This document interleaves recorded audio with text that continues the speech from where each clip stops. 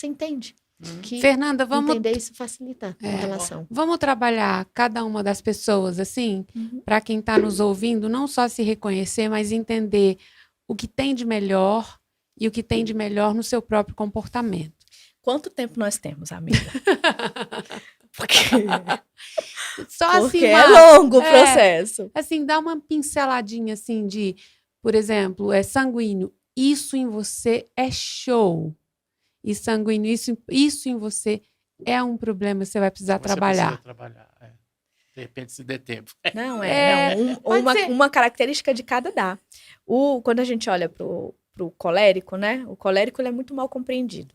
E lá nas minhas redes sociais eu fico defendendo o colérico de carteirinha. Eu sou casada com um colérico. E o colérico, na oposição ao fleumático, é a minha meta de vida. Eu preciso ser um pouco mais parecida com o colérico para compreender que eu estou me dominando na minha natureza, ou seja, que eu estou amadurecendo. Então, quando a gente olha para o colérico, o que é o maior problema no colérico? Nos relacionamentos, né? Porque claramente a gente vai trazer para a vida de relação. É o jeito que ele fala. Grosso. Abusivo. Tudo tem que ser do jeito dele. Se não for do jeito dele, não funciona.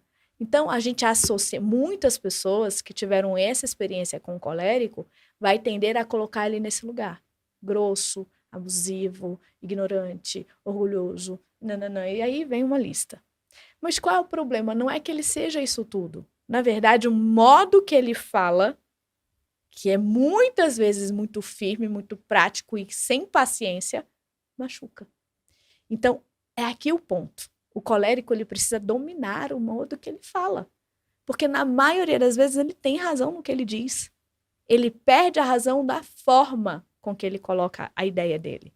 Porque na maioria das vezes, não é burra não. Né? Na verdade, o que ele está querendo dizer? Eu acredito em você. Mas aí o que sai? Tu não é burra! Bora, faz logo! Aí a pessoa, meu Deus. É a coisa certa do jeito errado. É a coisa certa do jeito errado. Então, o que ele tem que melhorar? O jeito de falar. Tem que buscar mansidão na fala. É isso que o colérico precisa fazer. Porque tudo que ele carrega beneficia o todo. Porque ele é guiado por resultado, ele sabe o que ele quer, ele faz sem ficar reclamando, porque se eu quero resultado, eu vou trabalhar 20 horas por dia, mas vai acontecer. E vai acontecer da melhor maneira, porque ele é excelente em tudo que ele faz. Mas, como ele atropela no modo de falar, as pessoas ficam chagadas, ficam ofendidas com o jeito que ele fala. Então, o colérico precisa modular, melhorar, trazer mansidão no jeito de fala. E o que ele carrega de melhor? Exatamente essa praticidade. A praticidade de querer resultado. Então, tá tendo problema, ele vê solução. O colérico não se paralisa se tiver uma tempestade lá fora. Ele vai fazer o barco para chegar do outro lado. Isso que o colérico carrega beneficia a todos nós. Veja Paulo como exemplo de um colérico. Paulo não se dobrou na prisão, não se dobrou sendo... Nada parou Paulo. Por quê? Obstinado, focado, disciplinado e eu quero resultado. Então, o que ele carrega de muito bom precisa também ser valorizado por nós. Porque eu sempre costumo dizer isso. Se não tivesse colérico, acho que a gente estava andando de...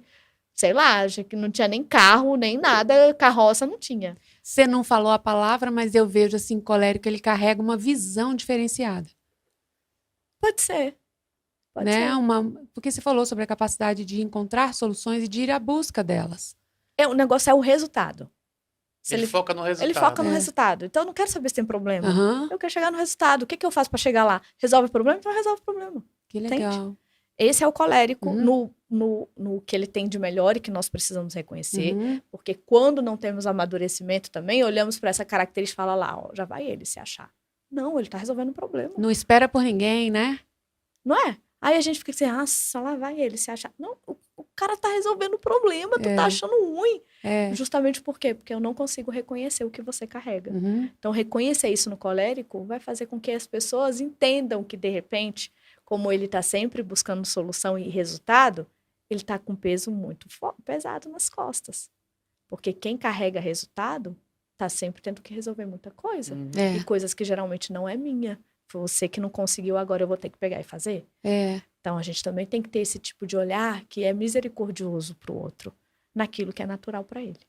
Então, colérico modular o jeito de Uhum. falar e compreender que essa busca por resultado beneficia a todos. Uhum. Já o sanguíneo ele tem uma espontaneidade, uma alegria que nos beneficia muito. Onde tem um sanguíneo tem alegria, tem espontaneidade, tem otimismo. Ele vai ser sempre a pessoa que vai dizer, calma, vai dar certo. Peraí, deixa eu ligar pro fulano. Porque ele tem sempre alguém que vai resolver o problema. Morreu fulano, ele tem uma funerária. Peraí, meu amigo era funerária. Ele liga e resolve. Porque ele é essa pessoa agregadora, otimista, alegre, que traz leveza. Ele não vai ficar pesando o ambiente. Pode estar dando tudo errado, ele vai contar uma piada e todo mundo vai rir ali, mesmo no momento mais difícil. Esse é o sanguíneo que a gente precisa valorizar. Porque muitas vezes esse mesmo sanguíneo que a gente está aqui falando de coisas boas, a gente olha e fala, nossa, mas é sem noção. Isso é hora de contar piada? Mas a vida é isso, né? É mesmo. Deus é Deus de alegria. E o sanguíneo carrega essa alegria que vem de Deus. Então, será que não? Que não é hora de você rir? Que bobagem, de repente é uma bobeirinha. Derramou uma água, ele vai fazer uma piada da água. Ai, mas você tá vendo? Não, só derramou uma água. Vamos ter mais leveza na vida. O sanguíneo carrega isso com muita facilidade para nós. Mas ele tem um probleminha. Muitas vezes ele se perde na inconstância. Ele começa uma coisa e para. Começa outra, para. Será que eu confio nesse sanguíneo? Será que eu posso dar responsabilidade para ele? Será que ele vai ser responsável para terminar o que ele começou? Será que quando ele diz que vem, ele vem mesmo? Porque muitas vezes ele deixou de vir? Então, essa falta de responsabilidade no sentido de perseverar é um problema nas relações com o sanguíneo. Porque passa exatamente essa imagem de infantil. Não posso contar. Porque ele falou que vinha, não veio, falou que ia trazer o bolo, esqueceu. Então, ele está sempre tendo que ser lembrado. Parece uma criança? É. Então, a imagem pode ser essa imagem infantil, dessa eterna criança que não cresce nunca. E você conviver com a pessoa intimamente assim, é pesado.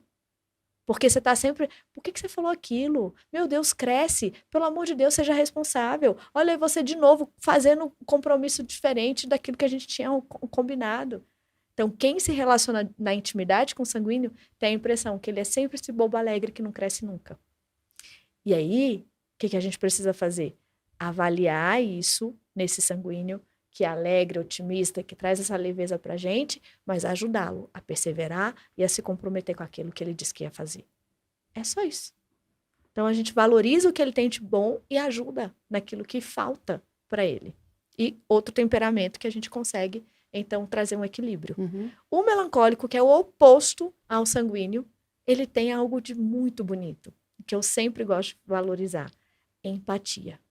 É aquela pessoa que vai olhar para você e vai saber que você tá mal, sem que você tenha falado, sem que ninguém tenha percebido. O que você tem, hein? Você não tá bem hoje. Ele te desmonta porque ele está interessado naquilo que você está mostrando ali, não falando, mas aquilo que você está mostrando com o que você é. Então, o melancólico, por ser muito profundo, muito sensível, ele consegue trazer essa pessoa, acessar esse coração sem julgamento. Então, eu falo que é o empático, o sensível, que também é uma característica de Deus, né? É esse o melancólico que muitas vezes, se não vigiar por conta dessa profundidade, dessa sensibilidade, ele cai na vala do pessimismo. E aí vira aquele ser humaninho que só reclama, ranzinza, sistemático, tá sempre com a cara de que comeu e não gostou, nunca vê alegria, contentamento em quase nada, porque tá sempre olhando e fala, foi bom, mas podia ter sido melhor. Aí eu fiz, mas acho que eu não fiz de forma excelente. Por quê? Tá sempre olhando o copo meio vazio. Então, se não vigiar, fica uma pessoa difícil de conviver. Porque só reclama. Como é que a gente vive bem com uma pessoa que só reclama? Né? Complicado. É difícil. E ele nem percebe. Porque na cabeça dele, ele tá sendo realista. Não é possível que ninguém viu que deu errado. Agora eu falo que tá errado e todo mundo se dói. Não, é porque geralmente ele só fala o que dá errado. Ele não consegue celebrar o que deu certo. Não consegue se alegrar com o que deu certo. Porque na maioria das vezes ele busca um perfeccionismo que é inatingível. Tanto nele, por isso que está sempre se diminuindo, se inferiorizando, se vitimizando, quanto nas pessoas. Então, o melancólico também precisa ser valorizado nessa empatia, nessa profundidade, nessa estrutura que ele nos entrega, mas também precisa ser retirado desse lugar do pessimismo, porque isso é muito perigoso. E, por fim, o fleumático, que é o temperamento da tranquilidade, da calmaria. E nos remete muito a este tempo que a gente está o tempo inteiro querendo produzir. Calma, senta, toma um cafezinho. Já viu o fleumático? O povo tá pra lá e pra cá, nananana, ele tá sentado tomando um café como se nada tivesse acontecendo. Você fala, pelo amor de Deus, levanta, faz alguma coisa. E ele é como se ele nos lembrasse que Deus está no controle. E que a paz que excede o entendimento é o nosso juiz. Então, calma. Não precisa produzir tanto. Não precisa viver correndo atrás como se fosse um ratinho de laboratório. O que vai para acontecer, vai acontecer. Então, essa paz também precisa ser valorizada por muitos de nós. Mas se não controla, cai na vala da apatia. E aí é aquela pessoa que você tem que ficar o tempo inteiro. Bora, levanta, faz alguma coisa. Já fez? Não foi ainda? Pelo amor de Deus. Aí vira cansativo para quem convive.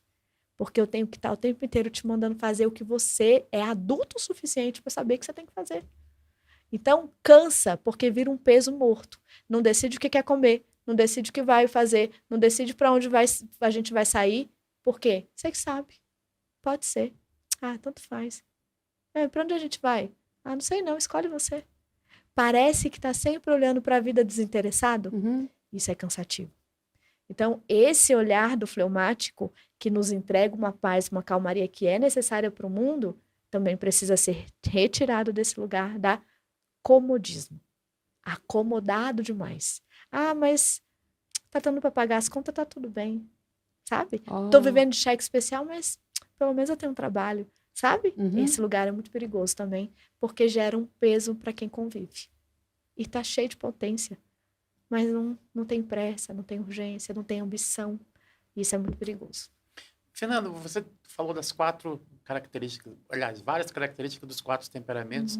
E quando você se enxerga em um pedacinho de cada um, como é que faz? Pois é. É por isso que quando eu apresento pelos aportes. Ou você é quente ou frio. Então você já não vai se ver. Se você é quente, você não vai se ver nos frios. Certo?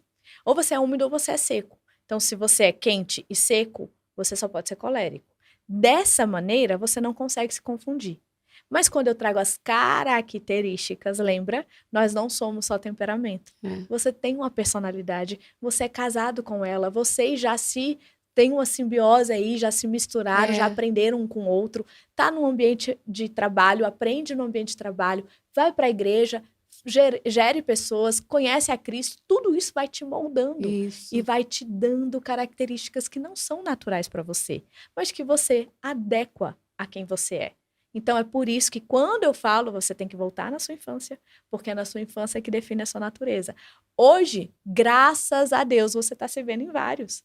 Porque se você falasse assim, eu sou 100% um, eu ia falar, cuidado, não fala isso para todo mundo, não, porque isso prova que a sua personalidade ainda não criou forma.